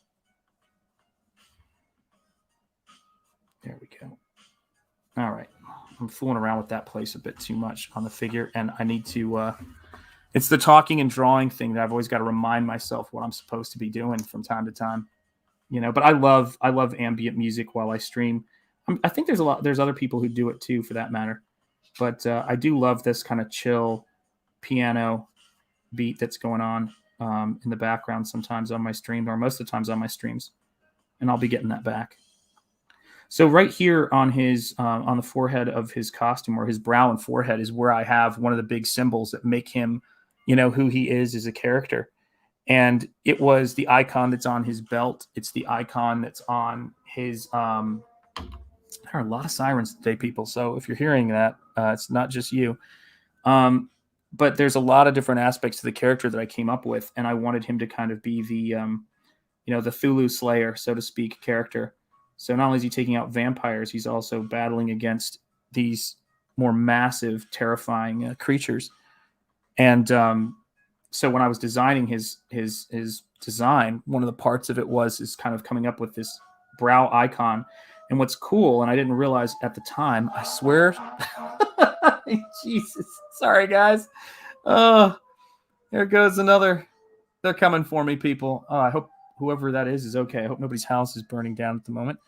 But what do you call it? So when I was designing this character, I came up with having this kind of skull-like Thulu icon that is on his brow, and the upshot of that is, if you guys can see it, the upshot of that design that worked out great for me is that it also kind of gives him these kind of almost like these Daredevil-esque horns, but they're flat on the costume, so it's not like they're sticking out from the costume, but it does give him that look a little bit, and that's kind of a fun part of his design, is getting that aspect onto his face, because you're designing these characters and you can really do anything you want to do with them, because this is Comicsgate. You can have a kaiju hero, you can have a cybernetic frog, you can have Jack the Ripper as your hero, Jack the Ripper vampire hunter or killer. I'm trying to think of which one it is, because my character is more vampire killer, so I get that stuck in my head. But I think it's vampire hunter. But just really cool ideas that are coming out, and it's really how creative can you be, and it is the what if factor of it. So that's my big plan for CG, in terms of my work in it, is to get that, maximize that what if, and make characters that people feel like they've known their whole lives, and that they're like, okay, I'm in this world and I'm 100% invested. And so yeah, that's how we start to put together the faces on our characters.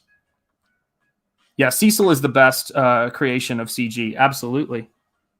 I mean, Cecil, like you guys know, when you saw the Into the Pie Barons video or the Aaron Lopresti intro, that is my homage to Cecil, that I named this fake film company that does the horror movies for Ethan's intros, Cecil B. DeVille. My nod to Cecil B. DeMille and Cecil. So yeah, I have a lot of fun with that. And Cecil's provided me with tons of entertainment. I would love at some point, although again, it is not a request, and it will happen if it's meant to happen. But I would love to go on Cecil's show at some point. I think it would be hilarious. The only problem is I don't know what I would bring to it remotely. I don't know that I would watch me on Cecil's show, because I would rather just see Cecil. I'd rather just see those guys. They've got their thing down so incredibly well. But it would be a trip. I mean, that I can't imagine. That would be a bit meta. All right. So let me see, Tommy. Again, hour of great entertainment. Thank you, Shanth. And to all, have a great one. Lovelies. Yes, Tommy. Take care, laters, and pleasant dreams. And have a great evening, my friend. Go enjoy yourself, and get some rest after, I'm sure, what was a long day. So yeah, this is what we're doing, guys. This is what we're in the business of doing, is making this stuff. So let me see here.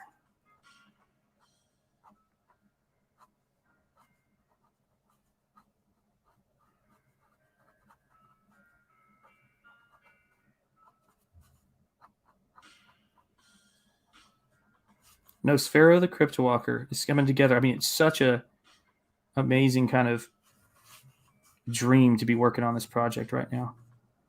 So let me see here. There we go. And again, I'm always just trying to kind of play with the anatomical quality of it, and and a lot of it is not so much the anatomy as it is the lighting.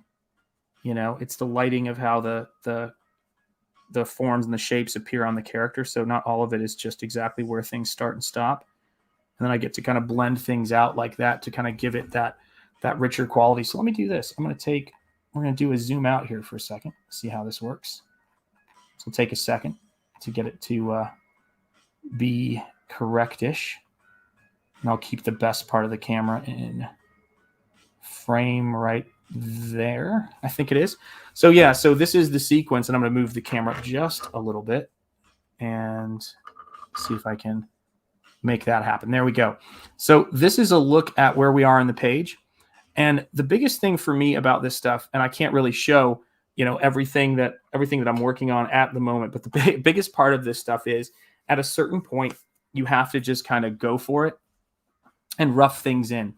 And you really have to kind of get, much like streaming, you just have to say to yourself, okay, I'm going to go. Actually, that's why that's not working. Hang on a second, guys. I got to adjust the camera so that it's in the light better. This is the boomerist of boomering streams right here. Apologies. But I'll say to myself, I have to go for it. So for every, I'll be popping in and out, almost dinner time. Yeah. And actually what I was going to say is this, Lord Crackhead says, it's looking good. Looking great, Shanth. Looking forward to seeing all the detail you add. Absolutely. And I'm looking forward to sharing that with you guys. So what I'm going to be doing too, guys, is I'm going to be streaming, and then I'm going to be showing you guys some stuff that we've got going on and some different stuff we're working on. So, and take care, my friend. And we're going to do a stream together soon, Lord Crackhead 33. So here's the thing. Here's the bravery test aspect of what I'm doing here. So here you go. So when I'm working, and I'm working on a page like this, I really cannot stand how the light is getting messed up there. There we go. Whenever I'm working on something like this is a bit like the first time you have somebody on your stream, for example. First time you do anything. The worst part of being a comic book artist or illustrator, if there is one, or the most intimidating part, I actually love it all, but the most intimidating part of it is the blank page. and it's that completely white page that you're going to envision and put something into. So this is for me, and I always have to, I'm going to grab myself, what size brushes do I have here? Yeah, here we go. I've got a number 6 here.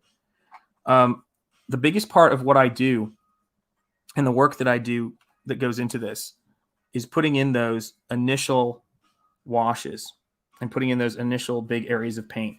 And so sometimes I can catch myself getting, stuck on doing some detail. And then I will force myself immediately to go, all right, knock out a big area of value, finish it, get paint on every corner of this page. And if I was working digitally, the way I do that is I just do a bucket fill, but without having a bucket fill available for me, I have to make sure I'm just putting the pigment down. And so that's what I'm doing right here. That's what I'm going to do whenever you see me working on a page. I'll get to a point where I go, this page needs to be done. It's past, or this section of this page needs to be done. It's past time. It needs to happen. And a lot of times some of the interesting ideas and the detail comes out of these kinds of things that I'll do, where I'll just put in a wash and say, all right, this is where that doorway is going to be. And I'll say things to myself like, what this is supposed to look like. There's nothing that can't be fixed or adjusted if it needs to be in paint. It's not, like it's, the end of the world. If the paint doesn't go exactly where you thought it was going to go, you know what you're after. So just put the paint down. Just put it down and cover these things up. And so that will give me the value sense I need to go, okay, well, if that's going to be blue, then I'm going to want to have a little bit of a wash of blue that's right over there where the werewolf is going to be kind of breaking the frame. Why do I want blue there? Because that's going to make that little orange highlight that's on his head right there in the front come forward. And then I'll solve the silhouette of the back of his head with a darker value behind it. But for now, I'm solving a color problem. And this is the stuff that happens on either side of that detail. And the detail is great. All of that stuff is great, but minutia gets in the way of making the piece get finished and making it resolve. Then it should go. And most of the time what you'll find is that the detail is the stuff that's going to add to the piece. It's going to add to the immaculate reality you're trying to create. But it should never be something that kind of gets in the way and that distracts from the finishing of the work. So it's not like a detailed head that's kind of like floating out in the middle of a page for, your entire life as an artist. You want to make sure that it's something. How did I end up making that worse? Hold on. There we go. You want to make sure that it's something that is, that the audience can see and that's going to be readable. There we go. All right. So when I'm working, that is, adjust the camera again. I've got to find a sweet spot on this camera because I think it's the value on the werewolf that's being compressed. So hang on a second. Again, sorry for the massive amount of boomerang. There it is. That's going to be happening on this stream as I figure this stuff out. But it is a big process of figuring this stuff out. So if I was going to give anybody any advice as far as, I've got to keep that there. As far as working in CG and as far as, the things that would be useful to know, I would say make sure when you're working or before you're launching or whenever you're doing any, kind of creative endeavor, if you don't, any skills that you think you might need, that you are gathering as you wait to launch your project. So for me, the skills that have helped me the most outside of going through Indiegogo and doing 2 Indiegogo campaigns before this one have been things like knowing Photoshop so that I can make a decent thumbnail or whatever software package you use. There's a lot of really good free ones out there. Understanding like how to, develop things in a brand in such a way that you can do it as much of it as possible by yourself, because that way you're going to be able to, practice and gain those skills from doing everything from start to finish. And the skills I use the most, frankly, are photo editing. Yeah, have the skills to pay the bills. Oh, yeah, we say that all the time. My friend and I say that all the time. Yeah, skills pay bills. Because I'm the cheapest, financially, I'm the cheapest person that I know. So it always makes more sense, and I have a lot more incentive to make things work and make them happen. Plus, the more skills you have, the more value and more use you're going to have for other people. So that when somebody runs into something, like someone like Ethan runs into something, they can say, "Hey, Shanth," or I can say, "Hey, I could take care of that for you. I can make that happen." And I don't know, it's good for people to see that you can do things and that you can make things work. And so I always say that, the more stuff that you can do and you can put under your belt, the better it's going to be for you and your Indiegogo campaign. So I use Photoshop the most. Also, make sure that you're, listening to people and spend some time watching those old streams, and you'll see a lot of things that people have figured out. Let's see what else is useful. Yeah, go into when someone brings something up that you've never heard of before, go and try to learn about what it is and how it works. So I'm using OBS right now in the stream, and I'm 2 days into it. Before John Malin came in my stream and told me that I had to get people in there and rip the Band-Aid off, as I like to say. Hey, there it is. Be easy to work with. Well, you know all about that. It's good to see you, Gabe. How you doing, man? Yeah, Gabe and I are going to be doing a show on Wednesday about Jean-Claude Van Damme and our love of those movies. And if we do another one, I think our second one should be for sure. We got to do Steven Seagal, and then we'll see where it goes from there, man. But I did a hilarious to make us both smile, a hilarious Jean-Claude Van Damme thing, double impact thing that I spent a couple of hours on, and it was well spent. Basically living out, probably helping to make one of our many dreams come true, just being on a Van Damme poster. So I feel like I've got to say, if you're not subscribed to Gabe's channel, please go subscribe to it. But I feel like if you're subscribed to me, you're probably subscribed to Gabe. So let's see here. Stephen Rockwood, I'm going to do a sci-fi book once I figure out the story. I want to do all the work, even the lettering. Very cool. Yeah, and I've seen your pen and ink stuff, so that's great. That's a great idea. And yeah, look for people who are doing that kind of stuff, in sci-fi, that genre, because there's a lot of great pen and ink sci-fi work out there that I'm sure you're aware of, but it helps for me to have, some kind of, I don't know what the word I'm looking for is, but some kind of template for how to do these things, like an artist who I can kind of keep in the back of my head, because creating stuff from scratch it's a lot, it really is a lot. So let me see here. So I've got that wash in here, and it's starting to chill out a little bit. See if I can move that camera so that it gets to show this a little bit better. It's really starting to annoy me. It might be the angle of my camera. It's causing me to have trouble. Oh, you know what I think it is? I think I have to overshoot my camera a little bit so that, I have to overshoot my camera to get the values I need. There you go.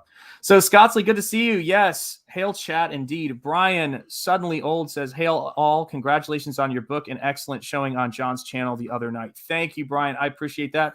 I was absolutely nerve-wracked when I was on there, but it was a great time. Yes. All right. I've got Gabe on board for a Steven Seagal show. We've got to do it. And yeah, being easy to work with is huge. It really is. I think that's one of the reasons why I use the printer that I do, and hopefully it'll be the same this time around, but they really make it easy to work with them. When I have a proof issue or I have something I need to look at, they're always sorting it out for me. And it's great. It's great to work with them. Can't overstate that, and Gabe would know, because Gabe's definitely had a lot of experience, I know, working with various people in CG. And so I know that that's a huge part of it, being able to hit those deadlines and get things done. And we're going to be working together on Wednesday, doing another fun show, talking about Jean-Claude. And yeah, I've been thinking about it like crazy, obviously, not just because I was working on the thumbnail, but because I was doing some research into the actor who plays, oh my God, I can't believe I'm blanking on his name. Frankie in Double Impact, and his incredible career in Westerns, everything like that, which is a ton of fun to research the various people. I was already a huge Lance Henriksen fan when, obviously, by the time he was in Hard Target, just a terrific actor. But, that's really what it's about. We're all learning Photoshop. We're all learning how to create intro videos and how to do things to make things more fun. And actually, because I want to grab a drink real quick here, guys, and I'll be right back. But I want to show you guys an example of the insanity that goes into this stuff. So this is a song. If it's in here, I hope it's in here. Is it going to be? It's not in here. Hang on. Oh, that's annoying. Hold on. I'm going to see if I can do this while I'm still in stream. Oh, I can. Hold on a second. Open. Let's see if this uploads. Fingers crossed, guys. We got 2 comments. Yeah, Frankie is great. Absolutely. He's on Little House on the Prairie. Yeah, and he's in some Westerns as well. Yeah, just some really great stuff. That's from Gabe. And then let me see if that uploaded yet. All right, guys, let me see here. Brand. So for those of you guys who know, I'm going to play this song and grab myself a drink real quick. And we'll see if this works. So here you go. This is something I made for the wonderful Crack Pack who makes it all work. Here's a little something for you busters. Yeah. You're not even learning anything on the street. Yeah. You think I'm stupid, son? Yeah. See what I'm trying to say to you, boy? Yeah. Do you? What's up with that? Look at me, damn it! Y'all cowards don't even smoke crack. What's up with You that? smoke crack, don't you? Y'all cowards don't even smoke crack. Look at me, boy! Hey to You you, smoke crack, don't you? don't even smoke crack. You know what that does to you? Huh? You smoke crack, don't you? Smoke crack. Go on and do it expeditiously. What's up with that? It kills your brain cells, son. It kills your brain cells. Don't even smoke crack.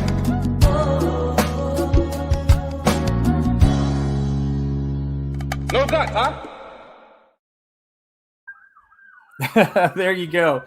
So yeah, so that is of course I opened the window for 5 seconds. Hang on a second, guys.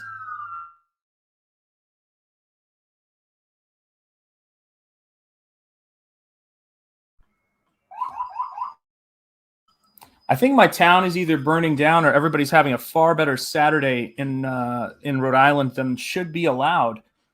But yeah, so that's the kind of stuff that I do. And I had no idea, when we started this whole crazy adventure of creating content on YouTube and making art and being an illustrator, that I was going to find myself in a situation where I would be making music like that. Yes, Scottsley, and cracking myself up and hopefully trying to crack you guys up. But, one of the things about anything that we're doing is it's a lot of trial and error. And, I've been on streams where I've had videos or watched streams where I've had videos I've done for Ethan get lukewarm responses, to say the least. Yeah, that's the sound of the police. And it's that's a part of it. Like that's a part of what we do. We're trying to figure out how to entertain people, and we never know how it's going to go, and we're just adapting all the time. There we go. Yeah, here we are. And it's all, when you guys are seeing me work, that the biggest thing is remembering to breathe, as always with life. And then you start to get to the point to where you don't draw the line in little tiny, stutter sketch marks, which is something I used to do a ton of. You draw the dang line all the way through. Not only is it faster and more efficient, but it also is something that gives it a much truer sense of what it is. So what I always say is that when you're drawing a line, you're never looking really close to where you are heading. You're always looking at it where you're going. So it's a little bit like when I'm doing a line, I never think about where I'm starting, except for when I put the brush down. Then I'm looking at where I'm heading, the point. It's a little bit like touching your nose with your hands extended. You're thinking about your fingertip and your nose. You're not thinking about all of the, for those of you guys, probably because I'm listening to the police and thinking about pulling somebody over. You're thinking about where you're headed. And so when you see me working, it's all about, okay, got to go. So say hi to the family for me, Gabe. I was on a coffee break from coloring Aaron Lopresti's Wraith of God. Yes, guys, go back Wraith of God if you have not yet. I've backed that book. It's going to be fantastic. And I'm looking forward to Gabe's upcoming Van Damme inspired book, which sounds fantastic. All right, my friend, take care, and I will see you soon, Gabe. So when I'm working, the thing I'm always doing is, and one of the fun parts of having you guys watch me work, it's a little terrifying outside of that, is I want you guys to see how these marks are coming in order for them to have that really kind of rich, more immediate quality to them, and how we use sort of the bigger aspects of value to make these pages come together. So I swear to God, I'm going to figure this camera out if it kills me today. I may very well do so, but I want to get this. There we go. That's a little better. So right here where I want this, yes, everybody, bye, Gabe. Thanks for coming in and thanks for being here. So right here, we talked about this before, putting in a value to make this character's silhouette stronger. And so here's what we're going to do. Taking this dark value, this is with a bigger brush, but the same mentality. Follow it through into some of those marks we just made. Frame that a little bit. And then all of a sudden, because we drop that silhouette back there, that character starts to come forward, which is where I need that character to be. Then I get to start thinking about things like, what am I going to do inside of this textural space right here? And again, all of this stuff is about how this is going to serve the story that we're telling. So it's not just art for the sake of art. These aren't just paintings. These are going to be storytelling elements. But I want to make sure that they're coming together in a very, organic and kind of crisp sort of fashion. So that's how I'm going to start to put in the values on this. And so let me move. I've been saying this over and over again, but I'm going to move this so I can maximize that space right there. There we go. So that's how we're able to get, I think I'm slowly figuring out this whole camera situation, but that's what we're shooting for. We're shooting for making those graphic forms come together, as the Beatles would say, and making them those little fun forms that happen in the watercolor piece, making them a little bit stronger. And as I kind of figure out what the narrative and story is going to be, that's always a part of what I'm doing, is kind of trying to make that stuff stronger. And so, for Nosfero, he as a character is certainly going to evolve the more work that I do on him. But coming up with, and I think that's another part of it, is for me in the writing process and the pitching process, I have to come up with what this character is inspired by, and what is the, if I had to describe him quickly to somebody, how would I describe his demeanor, his disposition? And so coming up with little shorthands like, he's kind of like Blade meets Conan. Those things can be incredibly useful when you're trying to describe your character. The Crypt Walker. That's right. Absolutely. The Crypt Walker indeed. Oh, yeah. And that's my Tales from the Crypt and love of Blade. Yeah, absolutely. And my love of Zayd. Comics, that is. And yeah, Phil, it's good to see you. I was actually talking about you the other night with my artist buddy, who's the guy I was showing you who's worked on The Shadow as a colorist before. And I was just talking to him about, you giving me a hand with OBS, and he's a massive tech genius. Like, he does all this incredible stuff with Unreal Engine and all this other work. And yeah, he was talking to me about it, and he had not ever thought about using the virtual camera feature on it because he uses it for some other stuff. And he was just like, that's so cool. And I said, yeah, the greatest thing about being in CG is how much there is to learn if you're willing to work hard and you're willing to ask people for advice. So much stuff that you can do, Yeah, he's a super good dude, and a really outstanding artist. Really brilliant guy. But yeah, I was telling him about that, and he was like, okay, cool, I'm going to try that out. I'm sure he's going to be doing that today. Going to be doing some experiments when he's doing his work.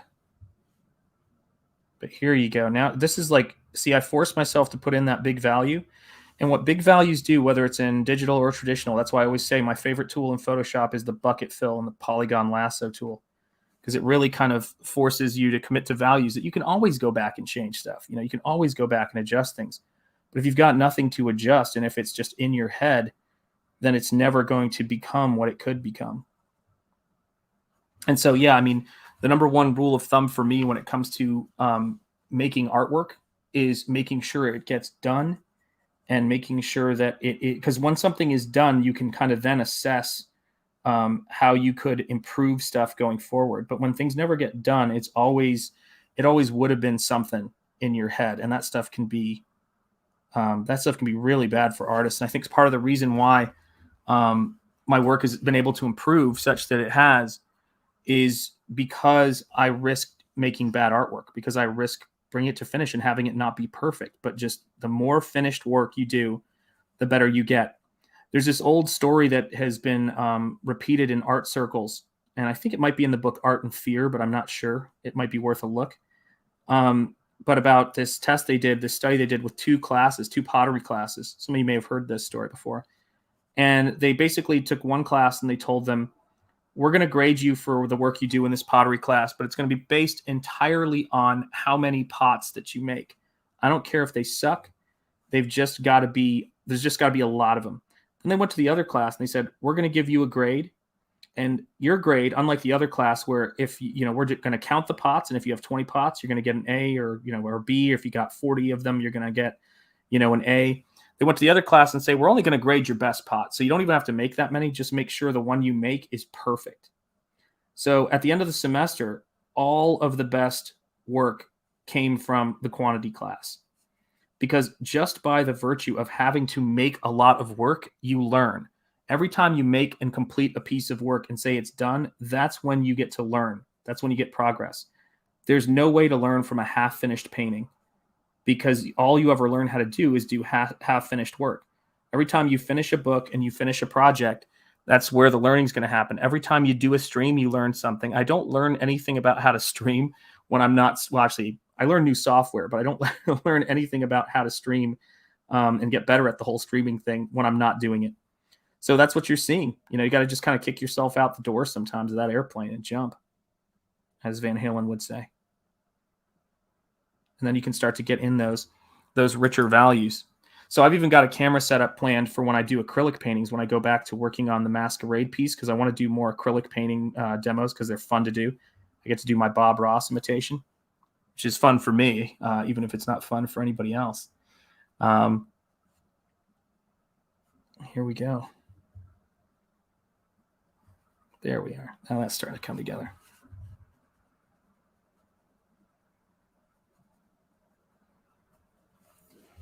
And there we go.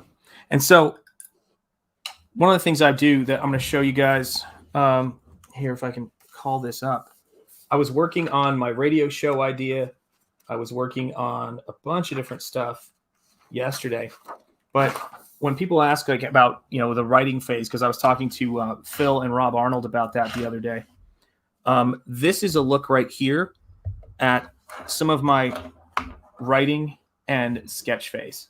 So if you've ever wondered how detailed or not detailed my work is when I'm sketching, this is how a lot of my stuff starts out when I'm in the sketch phase. This is how I put things together. So it's a lot of scribbles. There's a couple of notes in there. And if I feel like I need to flesh something out, I'm going to show you an example of what that looks like for those of you guys who wonder. So this is an example of what I'll do. And this is something I'm actually doing. This isn't just a demo. This is a look at certain aspects of the story. This is how I will work out certain elements of the story. And this is going to be a very, like a lot of the stuff in this story, this is going to be a very Frazetta-ish sequence here. And this is a little bit of a glimpse at the origin story here. And I will use the same kind of paints that I use when I'm doing the paintings to rough things in. And I'll say, all right, so this figure is going to be here. This figure is going to be here. This is almost kind of like a creepy vampire zombie sequence right here, although that's not what it is, but in terms of composition. This figure is going to be here. It wouldn't be me if we didn't have some creepy, wispy, transparent fabric over the figure, because that's a huge part of what happens in my comics anyway. And this is how fast I work. And I can think in this kind of speed because it's the speed of thought that you got to work in when you're creating this stuff. And so this is a look at the backstory for this character, and you're going to start to see really quickly certain symbols and things that you know from Nosfero appearing in more in different visuals as I put this thing together.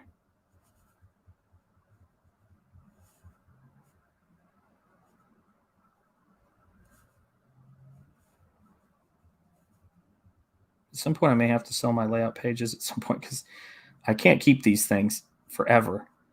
And they're really detailed. And my wife keeps telling me I should sell those because people might want to buy them, but we'll see.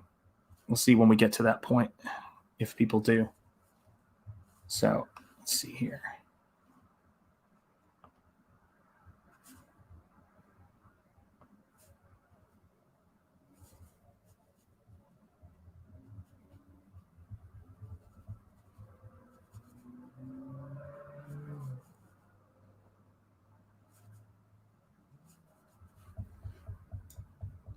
And then as I put more figures into something like this, let's see if I can make that connect right there.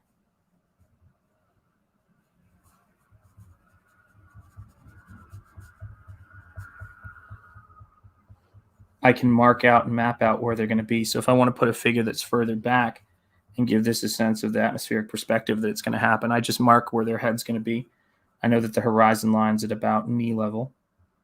So I can start to kind of rough in figures that are going to be further back in space and going to be a little bit less detailed. And the same thing goes right over. Let's see if I can get that to adjust a little bit more. Moving this down. There we go. I can sort of see where the other figure is going to be further back in the horizon. Yeah, that's right. Sell some original artwork and get paid for Stephen Rockwood. Yes, absolutely, my friend. Yeah, I know. She's right about that. It's I'm going to get all that stuff sorted out. That's going on my list of things to get sorted out in the next couple of weeks because we've now kind of got moving into that next kind of production phase of things very shortly, and that's going to be fun. That's going to be a fun part of this stuff. But so when I'm putting together my layout pages and figuring out what things are going to look like, this is how I'm working. What you've got right here is you've got the sort of sisters of this particular cult. Brian Suddenly, yes, jump on it, a YouTube live auction and sell some of these. Yeah, I know there's a live auction going on right now. I'm going to let you guys, get to that in a sec because I've got to go and have something to eat before I pass out. But yeah, I mean, for me, this page right here, and I guess that's a good place to kind of show you guys where all this stuff goes. I've shown it on streams before, but this process right here, where you see this sketch, it will eventually turn into what you're seeing in that final piece that I'm working on. So this is the layout sketch right here for the page that you guys have been watching me work on. And so that's how far they go sometimes when I'm trying to understand what the stuff's going to look like. But they start as things like this. They start and with images in my head from, Dracula 1931 and things like that. And so guys, I may be back later tonight doing another stream. Now that I've got the setup, I'm going to just keep trying things and testing different things out. Thank you guys so much. Hit like and subscribe if you haven't yet to this channel. I know we've got a lot of people checking it out right now, and I'm so grateful for that. And like I said, I'm just going to keep evolving this content and keep doing more stuff. Everybody have a great rest of your day, and I will maybe see you again later. But have a great Saturday and or Sunday, depending on where you're living. And yeah, take care, everybody. It's great to see you. And let's close out with some fun videos here. Here we go. Here's a little something for you busters. Yeah. You're not even learning anything on the street. Yeah. You think I'm stupid, son? Yeah. You know what I'm trying to say to you, boy? Yeah. Do you? What's up with that? Look at me, damn it! Y'all cowards don't even smoke crack. What's up with You that? smoke crack, don't you? Y'all cowards don't even smoke crack. Look at me, boy! Hey to You you, smoke crack, don't you? don't even smoke crack. You know what that does to you? Huh? You smoke crack, don't you? Smoke crack. Go on and do it expeditiously. What's up with that? It kills your brain cells, son. It kills your brain cells. Don't even smoke crack.